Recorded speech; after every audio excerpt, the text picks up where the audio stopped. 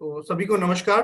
तो जैसा कि आप सब जानते हैं कि हेल्थ एंड वेलनेस सेंटर जो एक गवर्नमेंट ऑफ इंडिया का फ्लैगशिप प्रोग्राम है और अभी स्टेट से भी काफी इसको इंटेंसिवली फॉलो अप किया जा रहा है। अ, ये लोगों को प्राइमरी हेल्थ सर्विसेज देने के लिए काफी महत्वपूर्ण साबित हो रहा है कि हेल्थ एंड वेलनेस सेंटर्स के माध्यम से हम कैसे अपने सब सेंटर्स और health and wellness PSC level के जो हमारे हेल्थ एंड वेलनेस सेंटर है उससे हम कम्युनिटी को प्राइमरी हेल्थ सर्विसेज की सुविधाएं दे पाए।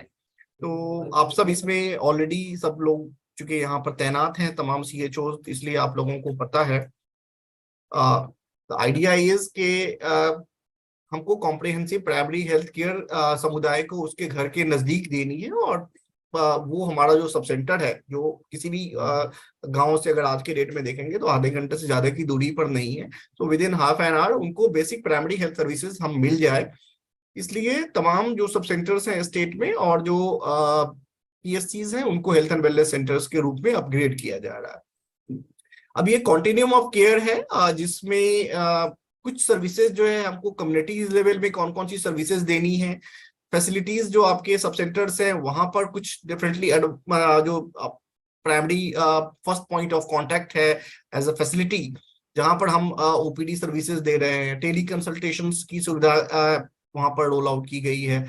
डायग्नोस्टिक्स जो नंबर ऑफ डायग्नोस्टिक्स टेस्ट हैं वो वहां पर इंश्योर किया जा रहा है। ड्रग डिस्पेंसेशन का मैकेनिज्म है और जरूरत पड़ती है तो आप लोग नेक्स्ट लेवल पर रेफर करते हैं। इसी तरह से पीएससीज पर कुछ advance diagnostics, advance treatment and tele health consultations and then next level है। एंड जो follow up of the patients है वो काफी इंपॉर्टेंट है कि हमको अपवर्ड जो रेफरल और जो डाउनवर्ड रेफरल्स के जो पेशेंट्स है उनका फॉलो अप करके करना एक इम्पॉर्टेंट हमारे हेल्थ एंड वेलनेस सेंटर्स पे फंक्शन है, इनकी फंक्शनलिटी। ये सीपीएससी की टीम है। ये सर्विस पैकेज आपको सबको पता है कि ये 12 सर्विसेज पैकेजेस हैं। इसमें सभी सीएचओ से एक्सपेक्टेड है कि आपके पास इनका जो प्रिंट आउट्स जरूर अपने सेंटर्स पर रखिए और आपको ये सर्विसेज पता होने चाहिए कि ये सर्विसेज हैं और किस सर्विस में क्या सर्विसेज दी जाती हैं। व्हेन आई से care in pregnancy and child birth, तो इसका क्या मतलब है कि आपके एएनसी होने चाहिए, प्रेग्नेंट वुमेन का टाइमली रजिस्टर होना चाहिए, उसकी मिनिमम 4-5 एएनसीज करनी है आपको। वैक्सीनेशन है उसमें, आपके चाइल्ड बर्थ में आपको ये सब चीजें ध्यान रखनी है। आपको ये पता होना चाहिए कि ये सर्विसेज है और किस सर्विस में हम क्या फैसिलिटीज में क्या सेवाएं दे रहे हैं समुदाय को।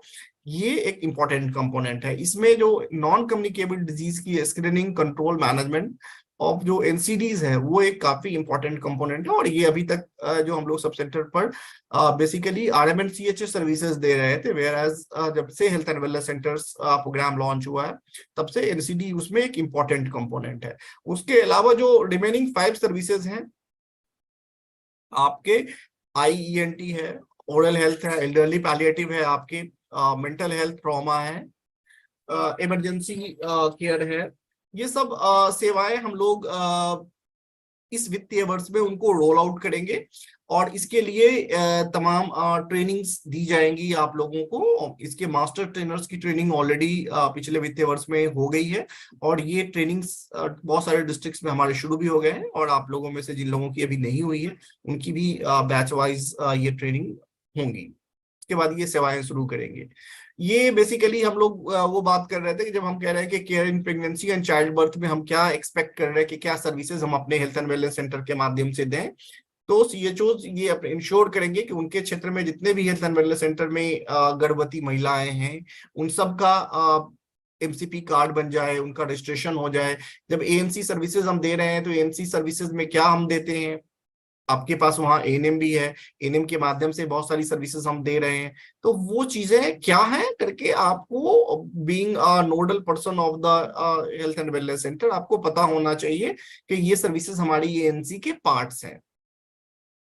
इसमें एचआरपी का आइडेंटिफिकेशन एक महत्वपूर्ण कंपोनेंट है कि जो भी हाई रिस्क प्रेगनेंसीज है उनका चिन्हीकरण हो और उनका मतलब पहले से पता हो कि ये हाई रिस्क प्रेगनेंसी है और इनकी डिलीवरी हर हाल में फैसिलिटीज पर हो, किस फैसिलिटीज पर हो, तमाम मैपिंग उनका पहले से हो रहा है। तो वो उससे हम लोगों को काफी जो अनवांटेड डेथ है उसको अवॉइड किया जा सकता है। इसी तरह से ये neonatal and infant health services में management of high risk newborn है, जो बर्थ डिफेक्ट्स के साथ पैदा होते हैं। इसमें ARI, diarrhoea, common illnesses, home based new born care जो है ये एक इम्पॉर्टेंट है, जो आशा के माध्यम से किया जाता है। इसमें एचबीएनसी के साथ साथ अब इसमें HBYC विजिट्स भी आ गई है, यंग चाइल्ड केयर भी है। तो इसमें 42 डेज तक HBNC के अंतर्गत आशा जो भी जिन घर में बच्चे होते हैं उन घर को विजिट्स करती है। कुछ उनके चेकलिस्ट है, वो सब चीजों, बच्चों का टेम्परेचर लेना, उनका डेंजर साइंस को आइडेंटिफाई करना, बच्चे की फीडिंग कैसे करवाएंगे, प्रॉपर हैंड वॉशिंग कैसे करेंगे, बच्चे को वार्म कैसे रखेंगे, वो तमाम टिप्स और तमाम काउंसलिंग आशा के द्वारा किया जाता है। So being nodal of the health and wellness centre and ASHA को आपको भी पता होना चाहिए कि हमको HBNC में क्या सर्विसेज दी जा रही हैं। एक्यूट रेस्पिरेटरी इलनेस क्या है, डायरिया मैनेजमेंट, ये सब चीज जो है आपके इन्फेंट केयर सर्विसेज में आती है।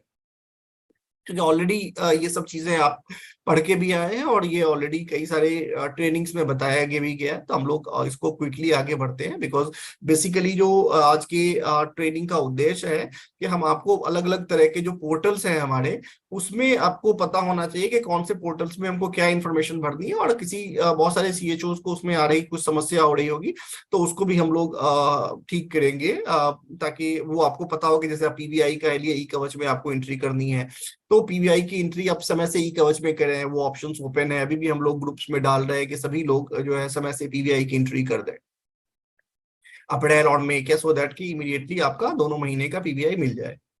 इसी तरह से यहाँ जो नेक्स्ट सर्विसेज हैं हमारे हेल्थ एंड वेलनेस सेंटर पर, वो childhood and adolescent health services है, जिसमें इम्यूनाइजेशन पे देखते हैं, डायरिया मैनेजमेंट है, निमोनिया मैनेजमेंट है, identification of Sam and ma'am, जो मैल नॉरिश्ड बच्चे हैं उनका समय से चिन्हीकरण हो जाए करके, ये चाइल्डहुड सर्विसेज में ये सब चीजें आती हैं।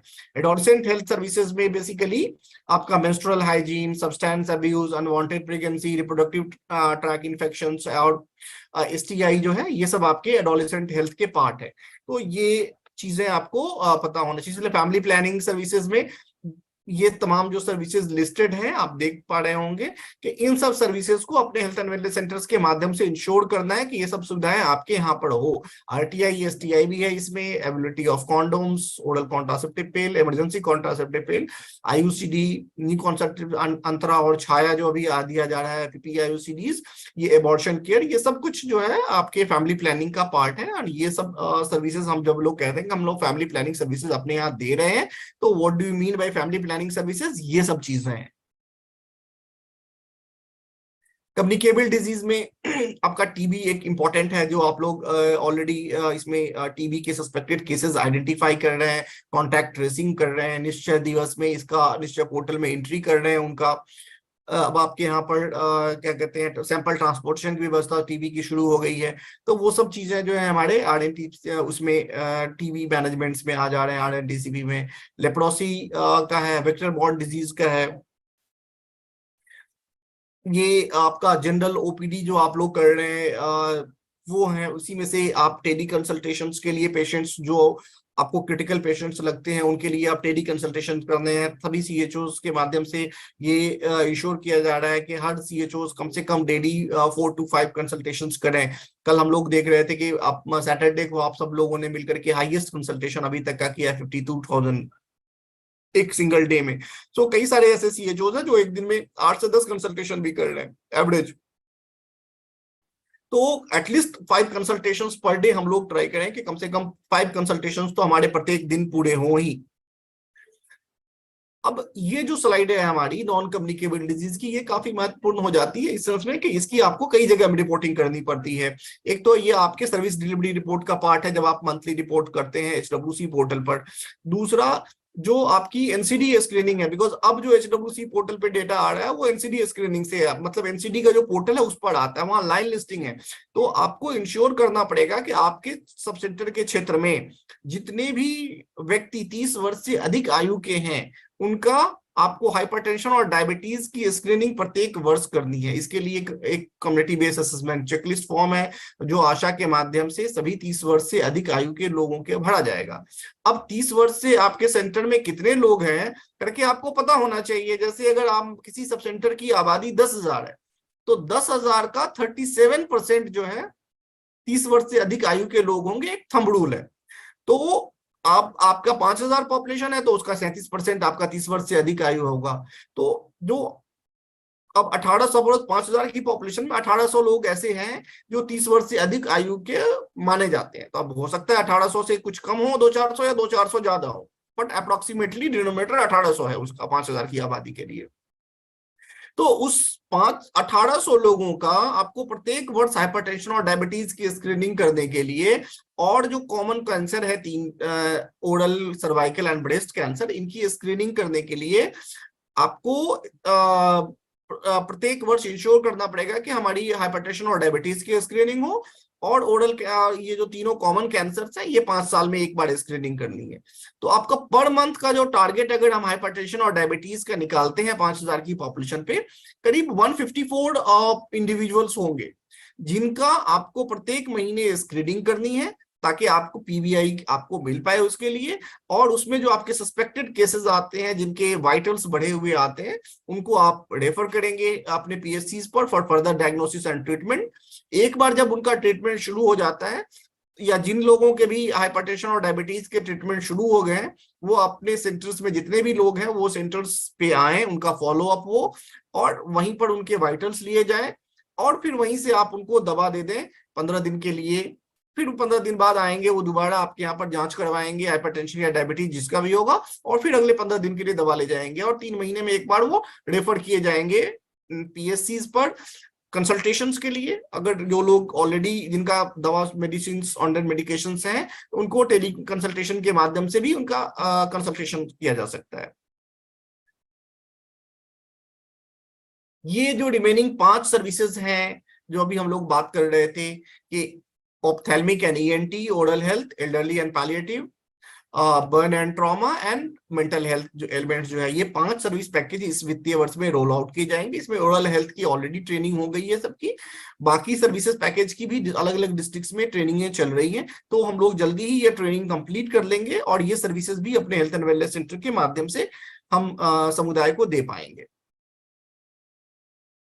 ये कुछ फोटोग्राफ्स थे आपके। तो ये एक ओवरव्यू था। अभी बेसिकली इस प्रेजेंटेशन का जो मेन वो है आज के सेशन का कि आप लोगों को हम जो वेरियस पोर्टल्स हैं हमारे उससे अवगत कराएं कि आप डीवीडीएमएस में कैसे एंट्री करें, डीवीडीएमएस में क्या दिक्कत आ रही है। तो डीवीडीएमएस का एक बेसिक ओरिएंटेशन होना चाहिए सो दैट कि आपको जब आप मेडिसिन इंडेंट करें तो आपको कोई दिक्कत ना आए। ई संजीवनी में आप जब टेली कंसल्टेशन करें तो आपको कोई समस्या ना है, आपके पास लॉगिन आईडी हो, पासवर्ड हो, आपको पता हो कि आपके से कौन कौन से हब मैप है, कैसे आप हब को सेलेक्ट करेंगे, कैसे उनके साथ कंसल्टेशंस करेंगे। पीवीआई कवच में आपको कैसे इनपुट करनी है, कैसे एंट्री करना है, उसका क्लेम कैसे है, आपने आपके जो सब सेंटर्स पे आशा एएनएम्स हैं उनको टीबीआई कैसे दिलाना है, बिकॉज वो आपके पीवीआई पे बेसिस पर ही कैलकुलेट होगा। तो उसकी जो सूचना है वो ई कवच में कैसे आपको अपडेट करनी है। ये सब चीजें जो है हमको इंश्योर करना है कि हमारे यहाँ पर हेल्थ एंड वेलनेस सेंटर्स पर ये सब चीजें हों, और आपको being a nodal person of the health and wellness centre at सब सेंटर लेवल आपको ये सब चीजें पता हो अच्छे से और अपने यहाँ पर बहुत अच्छे से कर सके। अभी हमारे प्रिंसिपल सेक्रेटरी सर इसको बहुत सीरियसली रिव्यू कर रहे हैं, एक एक लेवल में जाके देख रहे हैं।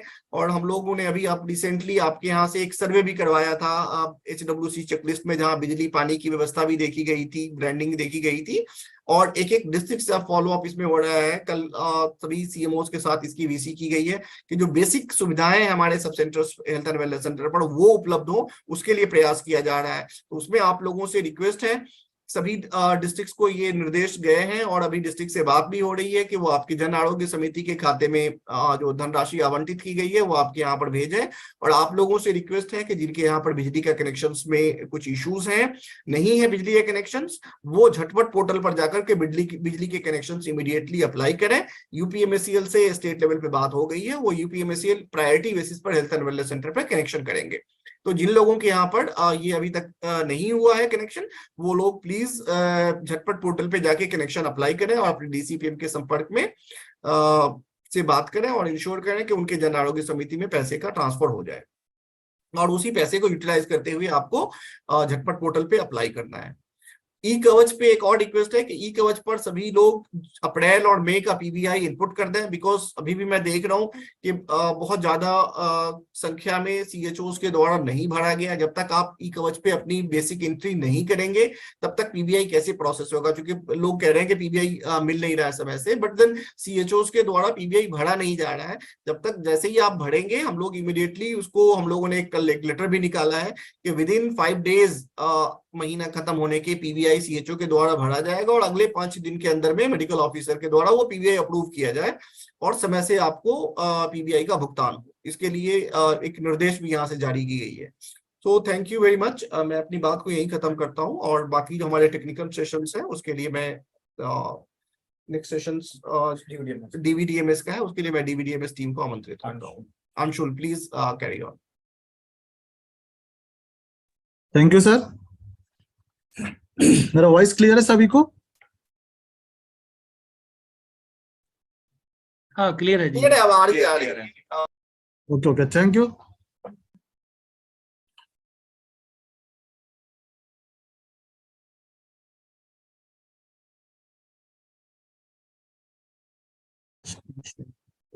फर्स्टली तो मुझे जहां तक पता, फर्स्टली मैं आपको अपना इंट्रोडक्शन देता हूँ।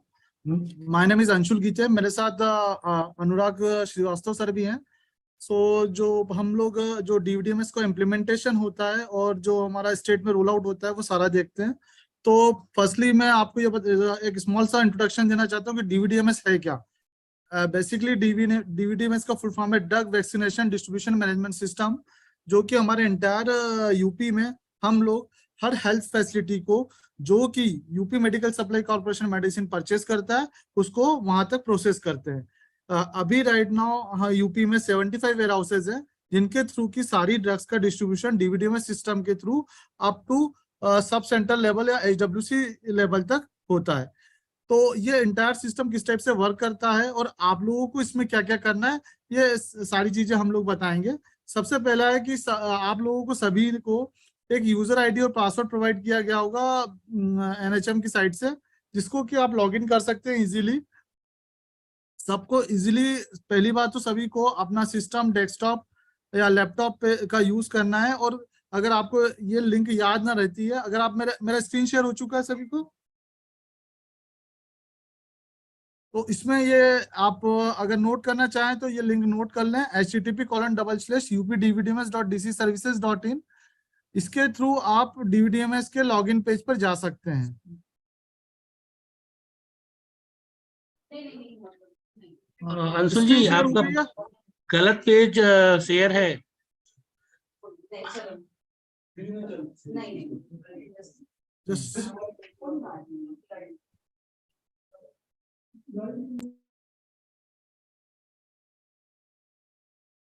अब आया स्क्रीन मेरा? अब क्लियर है आप लोगों को? हाँ क्लियर है, क्लियर है। तो आपको जो स्क्रीन पे दिख रहा है, आप एक बार लिंक को नोट कर लें सभी लोग, https://updvdms.dcservices.in।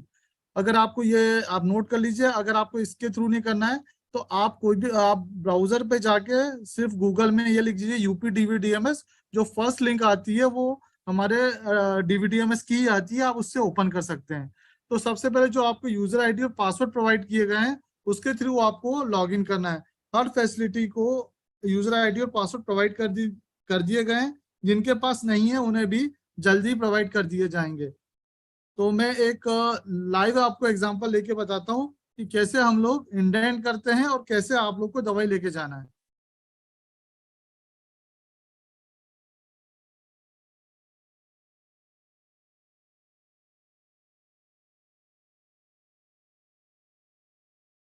ये जैसे ही आप लॉगिन करेंगे आपको ये कुछ इस टाइप से आपको डैक्स दिखेगा, इसके अंदर सारी डिटेल्स हैं।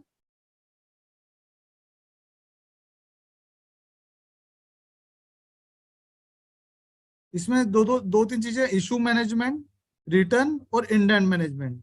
और साथ में यहाँ पर आपको कुछ रिपोर्ट्स दी गई हैं। फैसिलिटी डैशबोर्ड है और इन्वेंट्री मैनेजमेंट, इसमें आप अपना stock, expiry details, issue register, ये सारी चीजें बेसिक रिपोर्ट्स देख सकते हैं। तो सबसे पहले आप लोगों को क्या करना है, जब भी हम कोई भी सीएचओज जो एचडब्ल्यूसी के हैं, वो अगर कोई भी मेडिसिन लेने हमारे वेयरहाउस पे जाते हैं, तो डायरेक्ट जब वो अपना लॉगिन करते हैं तो उनसे संबंधित वेयरहाउस से वो लोग लिंक आपको सिस्टम में दिखते हैं। आपको इंडेंट जनरेशन पे जाना है और जनरेट इंडेंट कर देना है। आपको जनरेट इंडेंट करेंगे वैसे ही आपको हमारा सिस्टम बोलेगा प्रोग्राम सिलेक्ट करने के लिए। तो आप हमेशा, आपके पास एनएचएम में बजट होता है, एनएचएम हेड में एनएचएम पासबुक और फंडिंग सोर्स NHM_SC। ये मैंने एक आईडी जो यूज की हुई है उसी को यूज किया हुआ है, देखते हैं। आप जैसे गो पे क्लिक करेंगे आपको ड्रग लिस्ट खुल के आएगी। यहाँ पर वही ड्रग लिस्ट आती है जो कि HWC हेल्थ वेलनेस सेंटर के लिए प्रोवाइड की गई हैं। ये लिस्ट हम लोगों को जो कि NHM से प्रोवाइड की थी वही हमने यहाँ पर इम्प्लीमेंट की है। अगर आपको, मैं अगेन से एक बार बताना चाहूंगा कि अगर आपको वेयरहाउस इन दवाइयों के सिवा जो आप इंडेंट कर रहे हैं इसके सिवा अगर कोई दूसरी दवाइयां देता है तो आप उसको ना रखें और ना उसको लेकर जाएं। अगेन मैं बताना चाहूंगा, यहाँ पर वही दवाइयां आएंगी जो आपके HWC में मैप है। तो ये वो 52, 53 अप्रॉक्स 55 के समथिंग मेडिसिन हैं, डिफरेंट डिफरेंट हैं। ये सारी दवाइयां वहां दिखती है। हाँ, यहाँ पर आपको अलोकेटेड बजट और अवेलेबल बजट दिखता है। मतलब कि अगर आपको कोई बजट जो हमने अलोकेटेड किया है वो यहाँ पर दिखेगा, और अवेलेबल बजट जो आपने अगर यूटिलाइज करने का जो बचा हुआ बजट है वो यहाँ पर आपको शो करेगा। तो आपके पास जो बजट है इसी के अंदर आपको मेडिसिन मिलेंगी। इससे ज्यादा होने पर आपको मेडिसिन वहां से नहीं मिल पाएंगी और सिस्टम इसको इशू नहीं करेगा, आपको देगा नहीं। अब सेकंड यहाँ पर देखिए, फर्स्ट तो ड्रग कोड आ गया, दूसरा ड्रग का नेम आ गया, current active stock, available in issuing. That means current active stock ये बताता है कि आपके पास कितनी मेडिसिन अवेलेबल है आज की डेट में। Available in issuing store, that means की वेयर हाउस पे कौन कौन सी मेडिसिन अवेलेबल है जो आपको इंडेंट करनी है। यहाँ जहाँ यस यस लिखा हुआ है दैट मीन्स की वहां पर ये दवाई अवेलेबल है। जहाँ नो लिखा है दैट मीन्स की वहां पे ये दवाई अवेलेबल नहीं है। बट इसका आप इंडेंट कर सकते हैं। आप इसको इंडेंट करके वहां पर उनको बता सकते हैं कि ये दवाई हमको चाहिए। अगर आपने इंडेंट किया और उस ड्यूरेशन के बीच में जब आप दवाई लेने जा रहे हैं और वो दवाई आपके पास वहाँ अवेलेबल हो जाती है, तो ये मेडिसिन आपको वेयरहाउस इंचार्ज इशू करके दे सकता है। तो मैं यहाँ पर आपको एक बार करके दिखा देता हूँ। ये एक प्रोडक्शन है, बट मैं आपको करके दिखाता हूँ ताकि आपको इजीली समझ में आ जाए।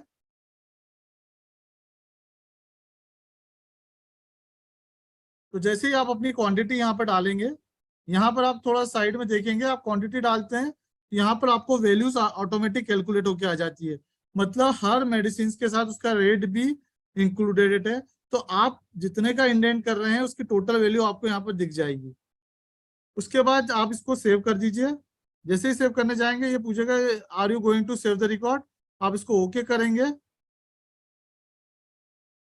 इस टाइप से आपका इंडेंट रेज्ड हो जाएगा। ये इंडेंट रेज होके ऑटोमेटिक हमारे वेयरहाउस के वहां पर दिखने लग जाता है। वहां पर वेयरहाउस को ये पता लग जाता है कि इस फैसिलिटी ने इस चीज का इंडेंट किया। अब आता हूं मैं वापस होम पेज पे। तो ये हुआ आपका इंडेंट जनरेशन। ये इंडेंट जनरेशन आपको जब भी वेयरहाउस से दवाई लेना है उससे बिफोर करके जाना है। इस इंडेंट जनरेशन में ये क्लियर हो जाता है। देखिए मैंने अभी इंडेंट किया, आज की डेट में आपको यहाँ पर इंडेंट का स्टेटस दिख जाएगा, issue in progress. That means कि ये इंडेंट अभी इशू नहीं हुआ है बट प्रोग्रेस में है। अब हम वहीं पर जाते हैं वेयरहाउस के पास। वेयरहाउस इसको किस टाइप से इशू करेगा वो चीज मैं आपको बताता हूँ।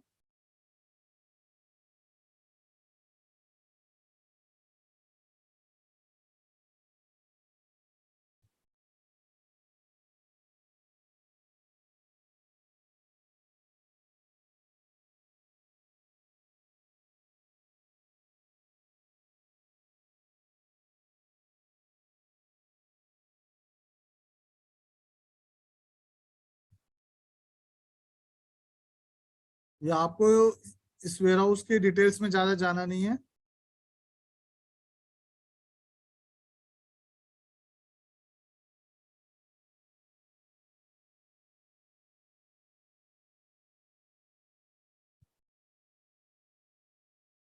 जैसे ही आपका वहां पर इंडेंट होता है, यहाँ पर आपको वो इंडेंट दिखने लग जाता है। देखिए आज की डेट में मैंने एक इंडेंट किया था, ये वाली एससी से जो एचडब्ल्यूसी है, इसके थ्रू यहाँ पर ये इंडेंट आप वहां पर वेयर हाउस इंचार्ज को दिखने लग जाता है। वेयर हाउस इंचार्ज को जो दवाइयों का आपने इंडेंट किया है, चाहे वो अवेलेबल है नहीं है, उसकी सारी क्वांटिटी दिखती है। मैं आपको अगेन बता रहा हूँ, वेयर हाउस इंचार्ज ये सारी चीजें देख पाता है जो आपने इंडेंट किया है। इसके बिहाफ पे ही वो वेयर हाउस इंचार्ज आप लोगों को मेडिसिन इशू कर देता है। जब ये मेडिसिन इशू करते हैं तो आपको किस टाइप का वाउचर जनरेट होकर आता है, मैं वो दिखा देता हूँ ताकि आपको और क्लियर हो जाएगा।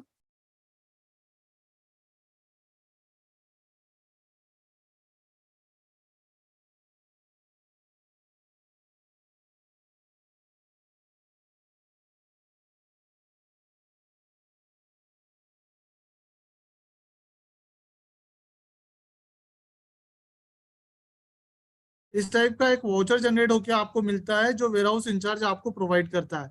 उसमें आपकी ड्रग जो आपने इंडेंट की होती है उसकी सारी डिटेल्स होती है, साथ में उसके अंदर जो जो भी चीजें होती है वो सारी डिटेल्स आपको होती है कि उसके कितना बैलेंस बजट है, अवेलेबल बजट कितना है, तो ये सारी चीजें आपको अवेलेबल हो जाती हैं।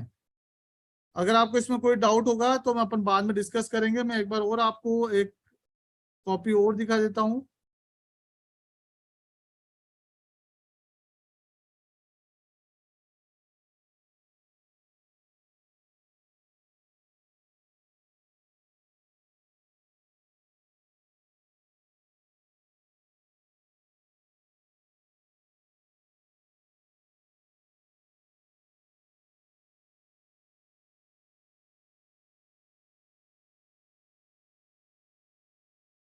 ये देखिए, ये किसी कोई सब एचडब्ल्यूसी कोई सब सेंटर था उसका ही मैंने दिखाया है। ये देखिए उन्होंने इंडेंट किया था और ये दवाई इशू करेगी की गई है। अच्छा, सेकंड चीज मैं आपको बता देता हूँ, अगर कोई बंदा आपका वेयर हाउस पे जाते टाइम इंडेंट नहीं करके जा पा रहा है, ट्राई करिए सभी लोग इंडेंट करके जाएं, सभी लोग इंडेंट करके जाएं और इंडेंट प्रॉपर तरीके से करके जाएं। अपनी मेडिसिन का इंडेंट लेके जाएं वहां पर वेयर हाउस पे। वेयर हाउस पे अगर कोई इंडेंट करवाना भी चाहता है या अगर आपके यहाँ लाइट नहीं है या कोई इशू है तो वहां पे इंडेंट, तो वहां पर वेयर हाउस में भी वही दवाइयां मिलेंगी जो आपके साथ आपके जो आपकी 53 ड्रग्स अवेलेबल हैं आपके लिए, जो गवर्नमेंट ने डिसाइड की है। उसके बाद की कोई भी ड्रग्स आपको वेयर हाउस अगर देता है तो आपको नहीं लेके जाना है। जब ये तो हो गया आपको वेयर हाउस से ड्रग इशू करने की बात। अब मैं वापस जाता हूं, जब आपके पास ड्रग अवेलेबल हो जाती है तो आपको उसको क्या करना है। आपके पास जब ड्रग आ जाएगी तो आपको उसको फर्दर कहीं पे खारिज करना पड़ेगा, जिसको डिस्ट्रीब्यूट करना बोलते हैं। तो आपको उसको कैसे डिस्ट्रीब्यूट करना है वो भी हम बता देते हैं।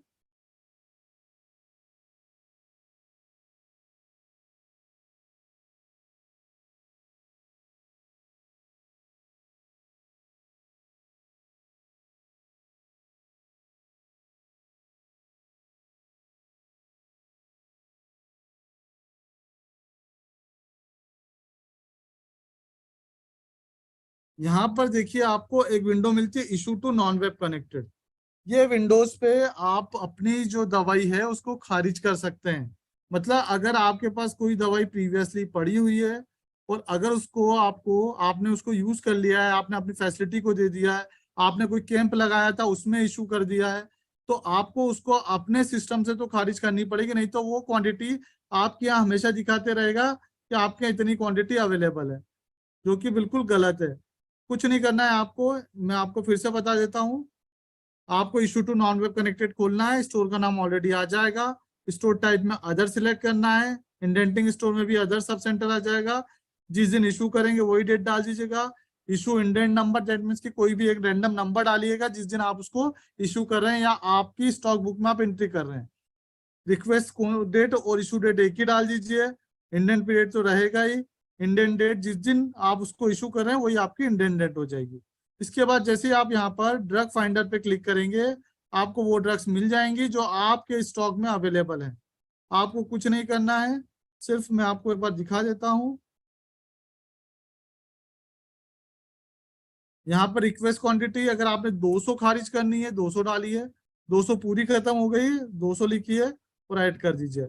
इसके बाद आपकी अगली ड्रग कौन सी थी,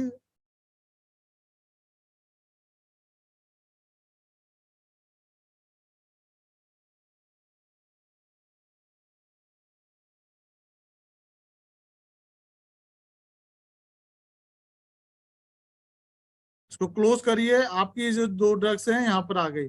सेम जैसे ही अगर ये दवाई आप किसी को दे रहे हैं या अपने स्टॉक में रख रहे हैं, अगर आप कोई कैंप लगा के किसी थर्ड पर्सन को ये दवाई देते हैं तो अदर लिखिए, उस पर्सन का नाम डालिए, अप्रूव रिमार्क डालिए और सेव कर दीजिए। आपको अगेन एक वाउचर जनरेट होके आ जाएगा। उस वाउचर को आपको एक कॉपी अपने पास रख लेनी है और एक कॉपी आपको उनको दे देनी है जिसको आपने ये दवाई दी है। उसका वाउचर भी अगर इनके पास अवेलेबल होगा तो मैं एक बार देख लेता हूँ कि है या नहीं। जो सेम वाउचर जनरेट होके आता है, ये देखिए इसने भी अपनी दवाइयां खारिज की हैं। ये देखिए इनका भी वो वाउचर जनरेट होके आ गया। ये देखिए कितने की दवाई थी, क्या था, पूरा का पूरा इस टाइप से एक वाउचर जनरेट हो गया। इन्होंने अपनी दवाई प्रॉपर तरीके से खारिज की है, मतलब दवाई आपने अपने पास स्टोर में ली और उसके बाद उसको आगे फर्दर यूज कर डाला या आपने किसी को दे दी तो उसको आपको खारिज करना। इससे आपका स्टॉक प्रॉपर मैनेज रहेगा। स्टॉक इन हैंड रिपोर्ट आप महीने में एक बार निकाल के देख लें, आपको पता लग जाए कि आपके वेयर हाउस में कितनी दवाइयां अवेलेबल हैं। यहाँ पे चलेगी नहीं है अभी।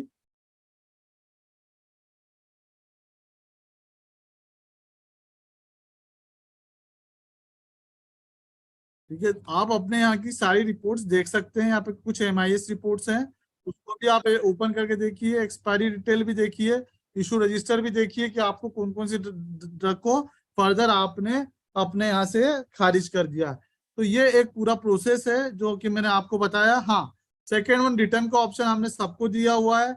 सपोज टू बी आपने दवाई का इंडेंट किया, गलती से आपको 500 मेडिसिन चाहिए थी और आपने 5000 कर दिया और 5000 वहां से इशू भी हो गई आपके पास और आपके स्टॉक में आ गई, बट आपको समय पहले ही आपको 2-4-10 दिन में पता लग जाता है कि ये दवाई हमारे पास ज्यादा है और ये हमारे यूज नहीं है और इसको हमको तुरंत ही वापस करना था, गलती हो सकी, तो आप उस ड्रग का रिटर्न भी डाल सकते हैं। इस रिटर्न रिक्वेस्ट को जैसे ही आप डालेंगे हमारे वेयर हाउस को दिखने लग जाता है कि आपने कुछ रिटर्न की रिक्वेस्ट करी है। ठीक है, तो इस चीज का भी आप ध्यान रखेंगे और इसका रिटर्न डाल सकते हैं आप इजीली। ये भी बिल्कुल सिंपल प्रोसेस है। जो भी आपने ड्रग आपने अभी तक ली है उसका रिटर्न क्वांटिटी आप यहाँ पे डालिए और वहां से रिक्वेस्ट कर दीजिए।